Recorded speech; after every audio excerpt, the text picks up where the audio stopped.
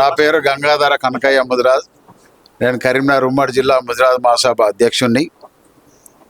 ఈ మధ్యలో నిజామాబాద్లో జరిగిన సంఘటన డిచ్పల్లి గోపి అనే మా ముదిరాజ్ నాయకుడిని, రాష్ట్ర ఉపాధ్యక్షుడు, కొంతమంది రెడ్డి కులానికి చెందినటువంటి కొంతమంది కక్షబట్టి మా నాయకుడి ఎదిగే స్తోమతను ఓర్వలేక హత్య చేసినటువంటి సంఘటన మా దృష్టికి వచ్చింది.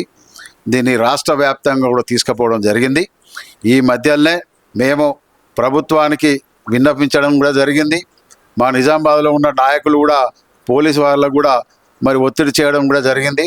దాని మీద హత్య పైన చేసిన వాళ్ళ మీద కఠిన చర్య తీసుకొని వారికి శిక్ష విధించాలని మేము కోరుతున్నాము.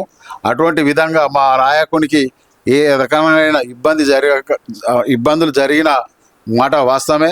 మరి వారి మీద చర్య తీసుకోకపోతే మేము ఈ తెలంగాణ రాష్ట్ర వ్యాప్తంగా మా ముదిరాజ్ జాతి మొత్తం ప్రభుత్వంపై ఒత్తిడి తీసుకొచ్చి తీవ్ర ఇబ్బందులకు గురి చేస్తారని చెప్పి భావిస్తున్నాను. ముదిరాజుల ఐక్యత వర్ధిల్లాలి.